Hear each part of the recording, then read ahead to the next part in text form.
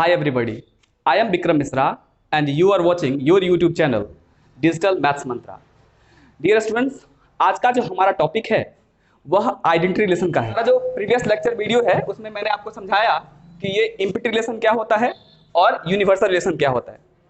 आज हम लोग बात करेंगे आइडेंटिटी रिलेशन क्या होता है, रिफ्लेक्सिव रिलेशन क्या होता है, सिमेट्रिक रिलेशन क्या होता है और ट्रांजिटिव रिलेशन क्या होता है।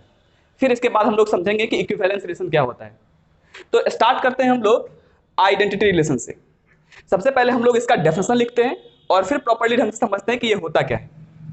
सबसे समझिए पहले कि let A B any non empty को हम लोग नॉन वॉइड सेट भी कह सकते हैं। अगर आपके पास कोई भी नॉन इम्पटी सेट अगर ए है then relation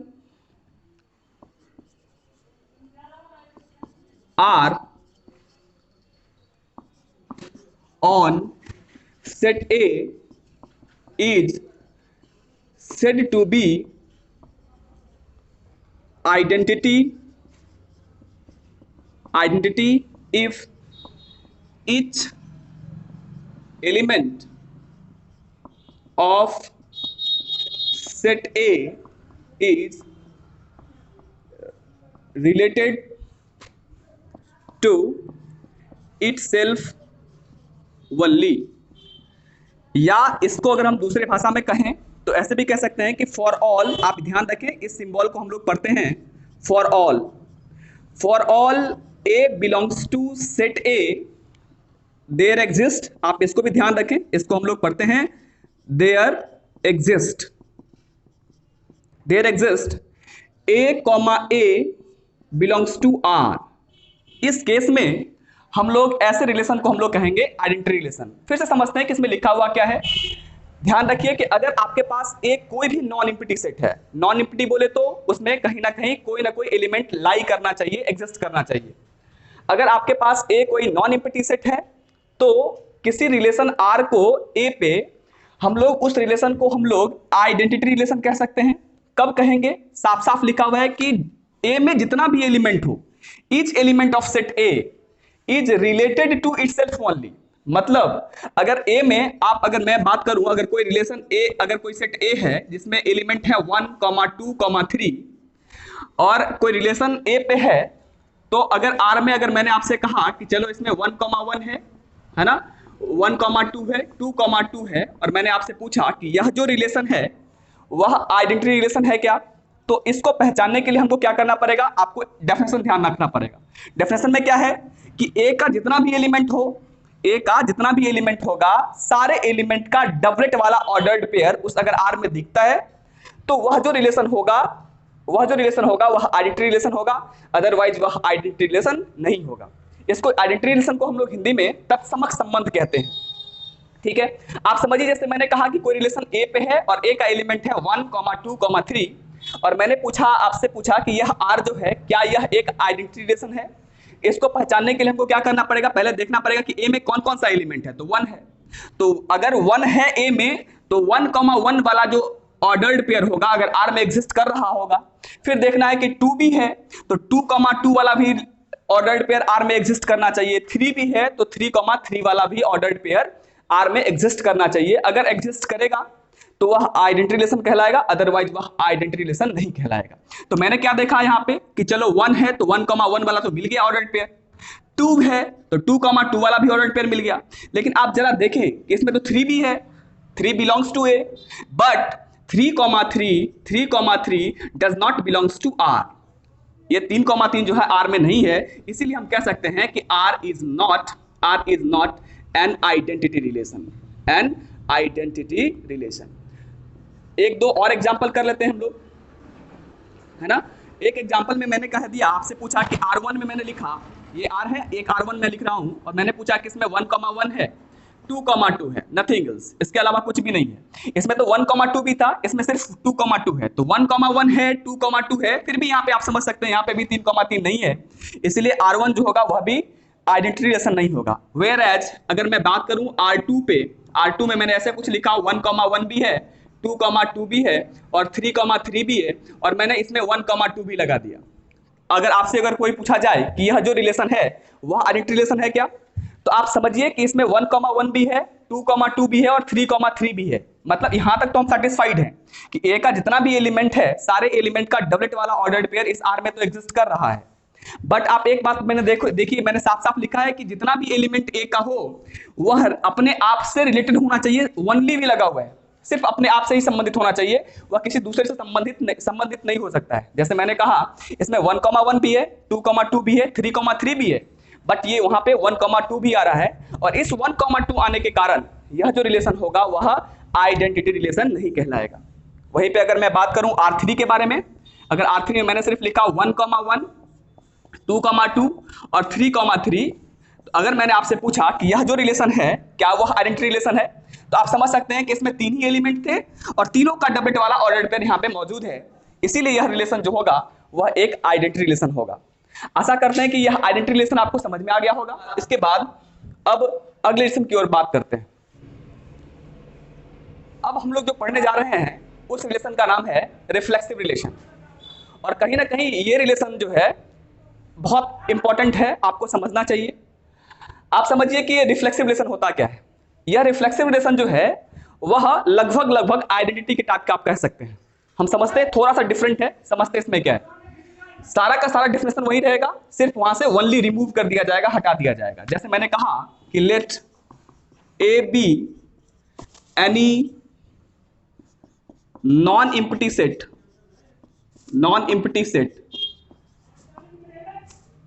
then R on set A is said to be reflexive if each element of set A is related to itself। अच्छा, जब आप आइडेंटिटी रिलेशन और रिफ्लेक्सिव रिलेशन का डेफिनेशन पढ़ेंगे तो एक वनली को छोड़ के दोनों में कोई डिफरेंस नहीं है। उसके डेफिनेशन क्लास में यहाँ पे वनली लगा हुआ था, इसमें वनली नहीं लगा हुआ है। मैंने आपसे साफ साफ कहा है कि अगर ए कोई सेट है, नॉन एम्प्टी सेट है, और आर पे कोई ए पे कोई रिलेशन आर है, तो इस आर को आप रिफ्लेक्सिव रिलेशन तभी कह सकते हैं। याद रखें, ए का जितना भी एलिमेंट हो वह अपने आप से रिलेटेड तो होना ही चाहिए, अदर भी एलिमेंट से वो रिलेटेड हो सकता है, लेकिन ध्यान रहे कि वह जो एलिमेंट होगा वह सेट ए का एलिमेंट होना ही चाहिए, तभी तो वो रिलेशन होगा ना। जैसे अगर मैं बात करूं या इसको दूसरे शब्द में कहूं, अर्थात या दैट इज हम कह सकते हैं कि अगर for all A belongs to set A there exist, ध्यान रखें पिछले में मैंने बता दिया कि इस सिंबल को हम लोग देयर एग्जिस्ट पढ़ते हैं। There exist A comma A belongs to R, अगर आर में अगर ए कॉमा ए वाला अगर ऑर्डर्ड पेयर अगर है तो ऐसे रिलेशन को हम लोग क्या कहेंगे, रिफ्लेक्सिव रिलेशन भी कहेंगे। समझते हैं एक एग्जांपल के थ्रू। अगर मान लेते हैं कोई रिलेशन है, let relation R on set A where set A is equal to, आपके पास लिखा हुआ है 1 2 3, फिर से वही एग्जांपल हम उठाते हैं और आपको समझाने का प्रयास करते हैं कि ये होता क्या है। तो आप समझिए कि रिलेशन जैसे ही सेट ए पे है, जब भी इतना बात को हम लोग पढ़ते हैं ना, इतनी बात को जैसे ही देखे हमने तो मेरे को समझ में आ गया कि आर अगर सेट ए पे है तो आर सबसेट होगा ए क्रॉस ए का। ठीक है, आर सबसेट किसका होगा, ए क्रॉस ए का। जब ए क्रॉस ए निकालेंगे तो आपको समझ में आ ही रहा होगा कि ए क्रॉस ए निकालेंगे तो उसमें क्या होगा, ऑर्डर्ड पेयर दिखेगा। कैसा ऑर्डर्ड पेयर दिखेगा, जिसका पहला एलिमेंट भी ए का होगा और दूसरा एलिमेंट भी ए का होगा। ठीक है, तो अब समझते हैं कि अगर मैंने आपसे कहा कि आर में मैंने लिखा, चलो R1 में मैंने लिखा 1,1 2,2 है ना, ऐसे लिख दिया। R2 में मैंने लिखा है ना 1,1 2,2 एंड 3,3। अच्छा समझो, R3 में मैंने लिखा है ना, R3 में मैंने कुछ भी नहीं लिखा। R4 में मैंने लिख दिया 1,1 2,2 3,3 एंड 1,3 सपोज करते हैं, और आपसे मैंने पूछा कि इसमें से कौन सा रिफ्लेक्सिव रिलेशन है। चलो पहले हम लोग डिस्कस करते हैं R1 पे। R1 में देखो बच्चों, इसमें 3 एलिमेंट है 1 2 3, और अकॉर्डिंग टू डिफिनेशन तो आपको समझ में आ ही गया होगा कि ए में जितना भी एलिमेंट हो उसका डबलेट वाला ऑर्डर पेयर मौजूद होना चाहिए। तो इसमें 1 2 3 है तो 1,1 भी दिख रहा है, 2,2 भी दिख रहा है, लेकिन 3,3 नहीं दिख रहा है। तो जैसा कि आप समझ रहे होंगे कि यह जो रिलेशन है R1 ना तो आइडेंटिटी है ना तो रिफ्लेक्सिव है, या ऐसे भी हम कह सकते हैं कि अगर कोई भी रिलेशन रिफ्लेक्सिव है तो पक्की बात है कि पहले वह आइडेंटिटी के रूल्स एंड रेगुलेशन को फॉलो करेगा ही करेगा। तो पहले उसको आइडेंटिटी बना लीजिए, उसके बाद आप उसमें अदर एलिमेंट भी हो सकते हैं, यानी हम इस बात को कह सकते हैं कि जितने भी आइडेंटिटी रिलेशन होते हैं वह रिफ्लेक्सिव तो होते हैं, लेकिन each and every reflexive relation is not R identity relation. मतलब रिफ्लेक्सिव रिलेशन आइडेंटिटी, सभी रिफ्लेक्सिव रिलेशन आइडेंटिटी रिलेशन नहीं होंगे। इस बात को मैं नोट में भी लिखाऊंगा। फिलहाल आप समझते हैं कि यह जो R1 है ना तो आइडेंटिटी है ना ही रिफ्लेक्सिव है। वेयर एज वहीं पे अगर हम बात करें R2 के बारे में तो समझ सकते हैं कि इसमें 1 2 3 था और सबका डबलेट वाला ऑर्डर्ड पेयर R2 में मौजूद है। तो हम समझ सकते हैं कि यह R2 जो होगा यह एक रिफ्लेक्सिव रिलेशन भी होगा, साथ साथ में एक आइडेंटिटी रिलेशन भी है।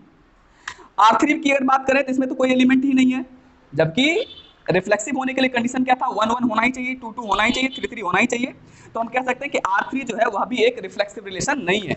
वहीं अगर मैं R4 की बात करूं तो आप समझ सकते हैं कि 1 1 भी है, 2 2 भी है, 3 3 भी है। इतना कंडीशन तो रिफ्लेक्सिव होने के लिए पर्याप्त है। और आइडेंटिटी अगर आपसे पूछेगा तो बोलेंगे नहीं, यह आइडेंटिटी नहीं है, क्योंकि इसमें 1 1 2 2 3 3 के अलावा कुछ भी नहीं चल सकता है। तो यहां आप समझ सकते हैं कि यह रिलेशन सिर्फ रिफ्लेक्सिव है लेकिन आइडेंटिटी नहीं है। तो आपको यह बात समझ में आ गई होगी। इस बात के अकॉर्डिंग हम एक नोट्स लिखा देते हैं, आप इस नोट को आप अपने कॉपी में नोट डाउन कर लेंगे। नोट में क्या है कि every identity relation is reflexive. जितना भी आइडेंटिटी रिलेशन होगा वह रिफ्लेक्सिव होगा, but the vice versa is not true. Vice versa का मतलब क्या है, लेकिन इसका विपरीत सही नहीं होगा। मतलब but all reflexive relation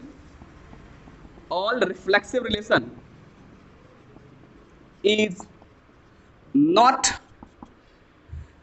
identity। आप इस बात को ध्यान रखेंगे, ठीक है। तो आशा करते हैं कि आपको ये रिफ्लेक्सिव रिलेशन भी समझ में आ गया होगा, ठीक है। इसके बाद हम लोग जो बात कर रहे हैं उस रिलेशन का नाम है सिमेट्रिक रिलेशन, ठीक है। तो इसके बाद जो हमारा है रिलेशन उसका नाम है सिमेट्रिक रिलेशन। आप इसको भी समझे, ये सिमेट्रिक रिलेशन होता क्या है। सिमेट्रिक रिलेशन जिसको हम लोग सममित संबंध कहते हैं, सममित संबंध कहते हैं। और ये सिमेट्रिक वर्ड जो है ना, आपने मैथमेटिक्स में बहुत जगह सुना होगा ये सिमेट्रिक वर्ड। ग्राफ में हम लोग पढ़ते हैं, ये सिमेट्रिक ग्राफ है, ठीक उसी प्रकार का यहाँ सिमेट्रिक रिलेशन है। आप समझे, पहले हम इसका डेफिनेशन लिखते हैं। इफ या let A B any set then the relation R on set A is said to be symmetric if A comma B belongs to R, that implies B comma A also belongs to R। मैंने क्या कहा है कि अगर आपके पास एक कोई भी नॉन एम्प्टी सेट है तो वहां पे कोई रिलेशन R को अगर A पे अगर R है तो उसको हम लोग सिमेट्रिक रिलेशन कहेंगे। लेकिन कंडीशन क्या है कि आपको R में देखना है कि कौन कौन सा एलिमेंट है। पक्की बात है कि R में तो ऑर्डर्ड पेयर ही लाई कर रहा होगा। तो अगर A कॉमा B वाला अगर ऑर्डर्ड पेयर R में है तो यह क्या बताता है, यह A कॉमा B अगर R में है तो यह बताता है कि A जो है वह रिलेटेड है B से, A का कनेक्शन B के साथ है। पक्की बात है कि अगर A अगर B के साथ कनेक्टेड है तो आपको क्या चेक करना है कि उस R में इसका रिवर्स वाला ऑर्डर्ड पेयर एग्जिस्ट करता है कि नहीं करता है। इसका रिवर्स करने का मतलब अगर यह AB है तो यह बन के आएगा BA। तो अगर एक रिलेटेड अगर B से है तो उसमें क्या होना चाहिए, B का रिलेशन A के साथ भी अगर होना चाहिए। अगर ये दोनों ऑर्डर्ड पेयर अगर एग्जिस्ट करता है तो हम कह सकते हैं कि वैसा रिलेशन वैसे रिलेशन को हम लोग सिमेट्रिक रिलेशन कहेंगे। और एक बात और, ऐसा भी ना हो कहीं पे एक ऑर्डर्ड पेयर का मिल गया रिवर्स वाला भी, दूसरे का नहीं मिला, तो भी वह सिमेट्रिक नहीं होगा। मतलब यहाँ पे मैं लगा देता हूं फॉर ऑल, मतलब जितना भी ए कॉमा बी वाला ऑर्डर्ड पेयर दिखेगा, सारे ऑर्डर्ड पेयर के लिए बी कॉमा ए वाला ऑर्डर्ड पेयर उस आर में दिखना चाहिए, तभी वह रिलेशन सिमेट्रिक कहलाएगा, अदरवाइज वह सिमेट्रिक नहीं कहलाएगा। कुछ एग्जांपल्स पे बात करते हैं कि अगर लिखा हुआ है कहीं पे क्वेश्चन है, if relation R defined on set A where set A is equal to आपके पास 1 2 3 दे रखा है, और आपसे कोई पूछ रहा है बताइए कि R1 है ना, इसमें 1 1 भी लिखा हुआ है, 2 2 भी लिखा हुआ है और 3 3 भी लिखा हुआ है। R2 में आपके पास इसमें 1 1 सिर्फ लिख दिया है, R3 में आपके पास सिर्फ इसमें 2 3 लिख दिया है, R4 में आपके पास है ना 1 1 1 2 2 3 है ना 3 2 ऐसा कुछ मिल गया। R5 में मेरे पास अगर कुछ एग्जांपल्स ले लेते हैं, और 1 1 2 2 है ना 1 2 2 1 ऐसा कुछ लिखा हुआ है।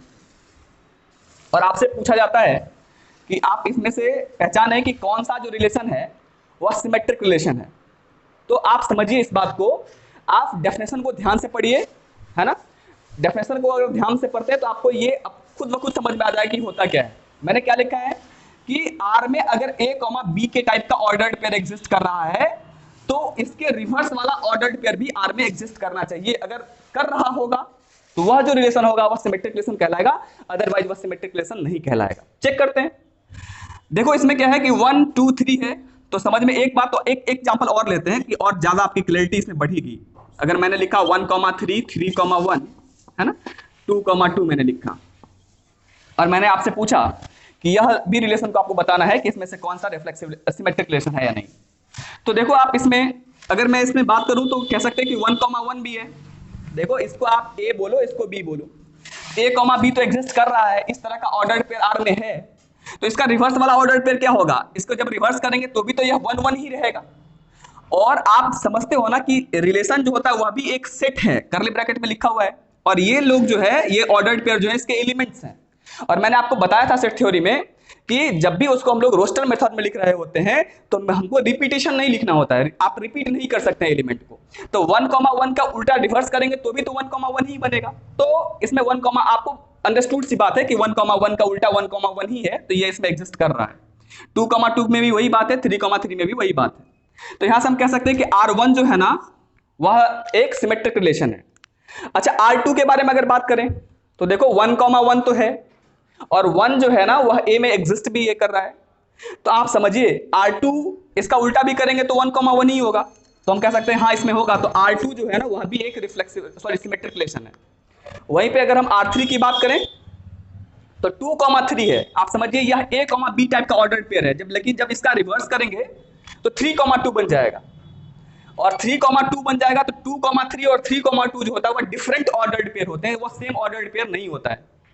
तो आप ये समझ सकते हैं कि यहाँ पे R3 एक सिमेट्रिक रिलेशन नहीं है। क्यों नहीं है, तो हम यहाँ इसका रीजन समझा सकते हैं सामने वाले को कि 2 3 बिलोंग्स टू R3। देखो 2 3 R3 में है, आपको लिखना क्या पड़ेगा reason, but 3 2 does not belongs to R3, मतलब इसका रिवर्स वाला ऑर्डर्ड पेयर R3 में नहीं है, इसीलिए यह जो रिलेशन है वह एक सिमेट्रिक रिलेशन नहीं है। ठीक है, चलो हम लोग डिस्कस करते हैं R4 पे। अच्छा फिर R4 में देखें 1 1 तो इसका रिवर्स ढूंढने का जरूरत ही नहीं है। 1 2 जरूरत है क्योंकि 1 2 और 2 1 डिफरेंट ऑर्डर्ड पेयर हैं।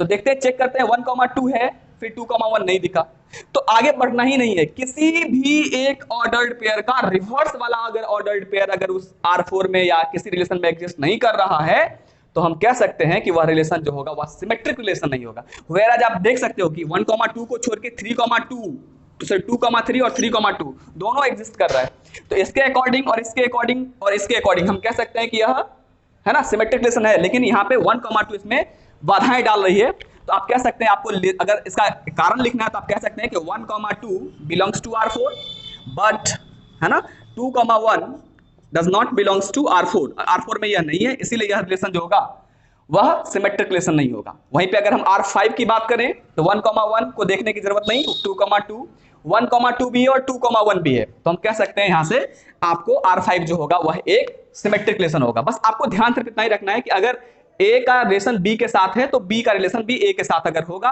तो वह सिमेट्रिक है, अदरवाइज वह सिमेट्रिक नहीं होगा। ठीक इसी प्रकार अगर R5 R6 की बात करें तो कभी कभी यहां पे आप कंफ्यूज कहां कर जाओगे, जब इसको डायरेक्ट चेक कर रहे होगे तो 1,3 मिला, 3,1 भी मिल गया, 2,2 भी है, इसको देखना है ही नहीं, तो आपको लगेगा कि सिमेट्रिक है।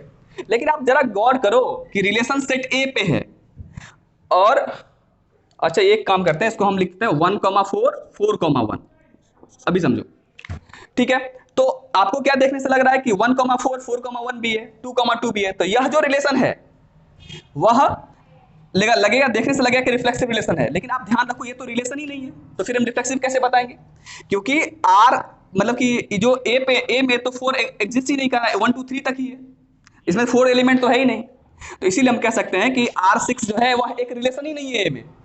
तो आप इस बात का छोटी छोटी बातों का ध्यान रखेंगे तो आपको मेरे समझ से आपको सिमेट्रिक रिलेशन समझने में क्लैरिटी आ गई होगी। ओके ठीक है, अब हम लोग पढ़ रहे हैं ट्रांजिटिव रिलेशन के बारे में।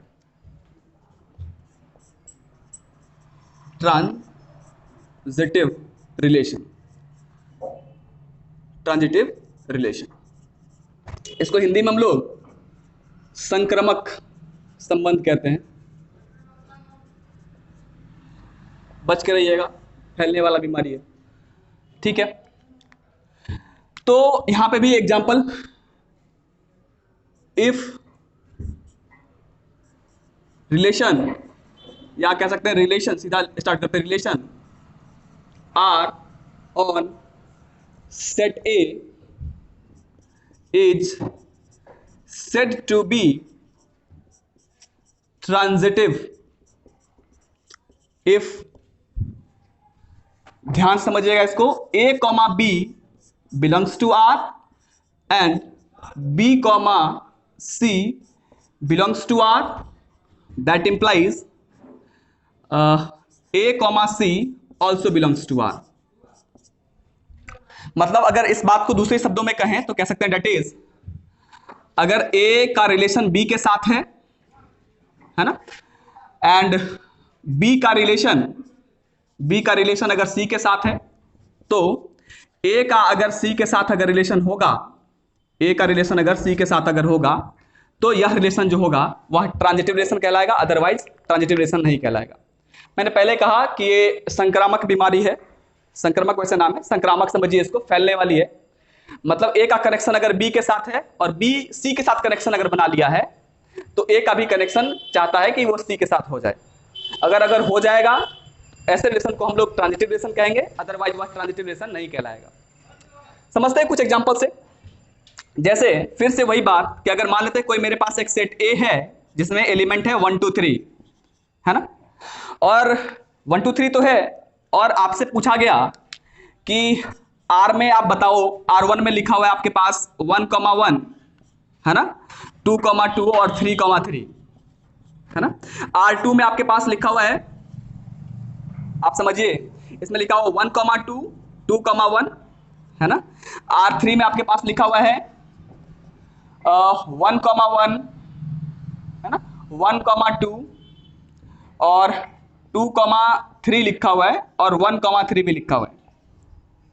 और आपसे कोई कह रहा है, क्वेश्चन कर रहा है, या एक R4 में हम और कर लेते हैं, R4 में एक कर लेते हैं सिर्फ 2,3, मैंने ऐसा लिखा है। और आपसे मैंने कहा कि आपसे पूछा कि आप इसमें से बताओ कि कौन सा रिलेशन जो है वह ट्रांजिटिव रिलेशन है। तो अकॉर्डिंग टू डेफिनेशन आप समझिए कि कोई भी रिलेशन R अगर सेट A पे डिफाइंड है, सेट A कैसा सेट होना चाहिए, नॉन एम्प्टी सेट होना चाहिए। तो इस बात से क्या अभिप्राय निकलता है, क्या अंडरस्टूड, क्या समझते हैं हम लोग? इससे ये समझ में आता है कि रिलेशन का सारा रिलेशन जो होगा वह सबसेट होगा किसका, A पे है तो A क्रॉस A में, मतलब R का सारा एलिमेंट अगर A क्रॉस A में होगा तो वह रिलेशन होगा। अब रिलेशन जब पता कर लेते हैं रिलेशन है, तो फिर दूसरा बात पता करते हैं कि यह ट्रांजिटिव है कि नहीं है। उसके लिए क्या कंडीशन है कि A, B अगर R में है और B, C R में है। देखो ध्यान से देखो, ये फर्स्ट कंपोनेंट इसको कहते हैं, इसको सेकंड कंपोनेंट कहते हैं। इसमें ये फर्स्ट कंपोनेंट है, इसमें सेकंड कंपोनेंट है। तो इसका जो सेकेंड कंपोनेंट है किसी ऑर्डर्ड पेयर का फर्स्ट कंपोनेंट अगर बन गया होगा, बस इतना ही देखना है, ए बी बी सी, मतलब यहां जो एलिमेंट है वह किसी दूसरे ऑर्डर्ड पेयर का फर्स्ट एलिमेंट अगर बन गया होगा, तो इसका फर्स्ट इसका सेकंड का भी एक ऑर्डर्ड पेयर अगर आर में दिखेगा, तो वह रिलेशन जो होगा वह ट्रांजिटिव रिलेशन कहलाएगा, अदरवाइज वह ट्रांजिटिव रिलेशन नहीं कहलाएगा। समझते हैं, मैंने इसी बात को लिखा है कि अगर इसको आप ऐसे भी लिख सकते हैं ना, ए रिलेटेड टू बी, या ए इज कनेक्टेड टू बी, या इसको ए इज एसोसिएटेड टू बी भी कह सकते हैं। ए का रिलेशन बी के साथ और बी का रिलेशन सी के साथ, तो ए का रिलेशन सी के साथ भी होना चाहिए। चलो एक बार एग्जांपल देखते हैं, गौर करते हैं। मैंने कहा कि 1 1। अच्छा, इस एग्जांपल को डिस्कस करने से पहले हम लोग कुछ अलग एग्जांपल पे बात करते हैं, जैसे R2 पे बात करते हैं। पहले इसमें क्या है कि 1 2 2 1, देखो A B, देखो ध्यान से A B। अब देखो ये B जो है इसका फर्स्ट कंपोनेंट बन गया है इस ऑर्डर पेयर का, दूसरे ऑर्डर पेयर का 2, तो A B, अब इसको C बोल देते हैं एक मिनट के लिए। तो A B C अगर लाई कर रहा है तो इसमें A C भी होना चाहिए, यानी इसमें 1 1 भी इसमें अगर एग्जिस्ट करेगा तो यह रिलेशन ट्रांजिटिव कहलाता, अदरवाइज यह ट्रांजिटिव नहीं कहलाएगा। तो आपको लिखना क्या पड़ेगा, इसमें लिखना पड़ेगा हमको बस इसी डेफिनेशन के अकॉर्डिंग लिखना है।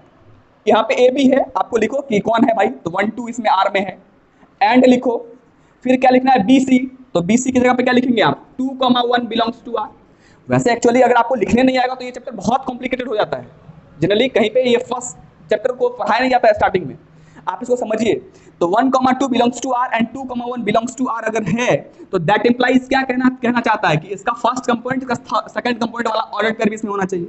इसका फर्स्ट कंपोनेंट क्या है, 1, चलो 1, इसका सेकंड कंपोनेंट क्या है, तो 1, तो ये आर में है क्या, तो बोलेंगे ये आर में तो नहीं दिखा, ये R2 में दिखा क्या, R2 के बारे में बात कर रहे हैं समझो, तो ये R2 में दिखा क्या, तो ये R2 में नहीं दिखा। अगर नहीं दिखा तो हम कह देंगे क्या कह देंगे, R2 is not transitive relation, मतलब यह जो रिलेशन होगा वह ट्रांजिटिव रिलेशन नहीं होगा। वहीं पे अगर R1 की बात करें तो R1 में समझो 1 1 भी है, लेकिन आप देखो कि B से स्टार्ट होने वाला कोई ऑर्डर्ड पेयर ही नहीं है, मतलब 1 से स्टार्ट होने वाला कोई ऑर्डर्ड पेयर है क्या, ये तो 2 से स्टार्ट हो रहा है, ये 3 से स्टार्ट हो रहा है, मतलब AB है बट BC एग्जिस्ट ही नहीं कर रहा है।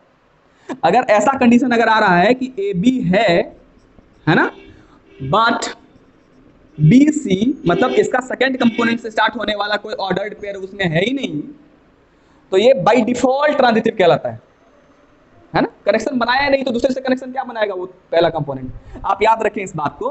तो AB तो है लेकिन BC नहीं है, तो ये ऑलरेडी ट्रांजिटिव कहा। फिर इसको चेक करेंगे, AB तो है लेकिन BC है ही नहीं, तो ये भी ट्रांजिटिव है।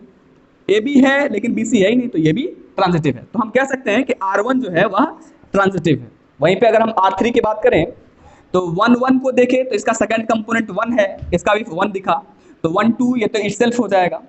आप समझो कि इसका 2 है तो इसमें भी 2 है, तो सॉरी इसका 2 है तो इसमें 1 और 3 भी होना चाहिए, और 1 और 3 भी इसमें प्रेजेंट है। तो आप इसको अगर चेक करेंगे AB और BC अगर है तो उसमें हर एलिमेंट का AC भी उसमें एग्जिस्ट कर रहा है, इसीलिए हम कह सकते हैं कि यह R3 जो होगा वह एक ट्रांजिटिव रिलेशन होगा। या आपको लिखने का तरीका ऐसा हो सकता है कि फॉर ऑल A, B, आप डेफिनेशन को ही लिख दें R3, इस R3 में जितना भी A, B टाइप का ऑर्डर्ड पेयर है एंड B, C अगर R3 में है, तो हम दैट इंप्लाइज यहाँ पे A, C जो है ना वह भी R3 में है, इसीलिए कह सकते हैं R3 इज ट्रांजिटिव। आप रिलेशन लिखना है ट्रांजिटिव रिलेशन, इस बात को आप समझ गए होंगे, ठीक है। अगर R4 की बात करा जाए तो ये तो आप समझ में आ ही गया होगा कि AB है, BC एग्जिस्ट ही नहीं कर रहा है, तो पक्की बात R4 जो होगा वह रिलेशन जो कहलाएगा यह भी ट्रांजिटिव रिलेशन कहलाएगा। एक लास्ट रिलेशन की तरफ मूव करते हैं जिसका नाम है इक्विवेलेंस रिलेशन, है ना। जनरली आपके एग्जामिनेशन में अगर क्वेश्चन आता है तो यही आ जाएगा। इसका मकसद क्या होता है, अगर आपने इक्विवेलेंस रिलेशन को एस्टैब्लिश करना सीख लिया तो इसका मतलब है कि आप रिफ्लेक्सिव भी सीख गए, सिमेट्रिक भी सीख गए और ट्रांजिटिव भी सीख गए। तो हम लोग बात करेंगे अभी इक्विवेलेंस रिलेशन की, जिसको हम लोग हिंदी में तुल्यता संबंध कहते हैं।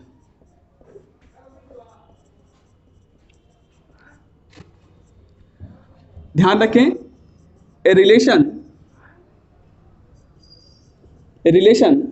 R on set A is said to be equivalence if आपको ध्यान रखना, if it is पहला कंडीशन क्या है कि उसको रिफ्लेक्सिव होना चाहिए, दूसरा कंडीशन क्या है कि उसको सिमेट्रिक होना चाहिए, है ना, और तीसरा कंडीशन क्या है कि उसको ट्रांजिटिव होना चाहिए। अगर ऐसा हो रहा है तो इसका मतलब वह जो रिलेशन कहलाएगा वह इक्विवेलेंस रिलेशन कहलाएगा। मतलब आपको अगर इसका इस चैप्टर का मोरल समझाऊं तो जैसे मान लेते हैं a इज इक्वल टू आपके पास 1 2 3 है, तो अगर मैंने रिलेशन में R1 में लिखा है ना 1, 1, 2, 2 और 3, 3 और मैंने आपसे पूछा कि क्या यह रिलेशन इक्विवेलेंस है। आप चेक करो रिफ्लेक्सिव के लिए क्या कंडीशन था कि जितना भी इसका एलिमेंट होगा A में, सारे एलिमेंट के लिए A टाइप का जो ऑर्डर्ड पेयर होगा उस R में एग्जिस्ट करना चाहिए। ठीक है, चेक कर लेते हैं।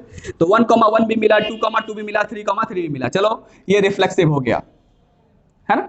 सिमेट्रिक में कंडीशन क्या था कि फॉर ऑल A, B, है ना, A, B belongs to R, है ना, that implies B, A also belongs to R। तो देखो मतलब कि 1, 1 है, उल्टा करेंगे तो ये ऑलरेडी एग्जिस्ट माना जाएगा इसमें, तो ये भी इसका मतलब ये सिमेट्रिक भी निकल गया। तीसरा कंडीशन क्या था, A, B अगर belongs to R and B, C belongs to R, that implies A, C belongs to R।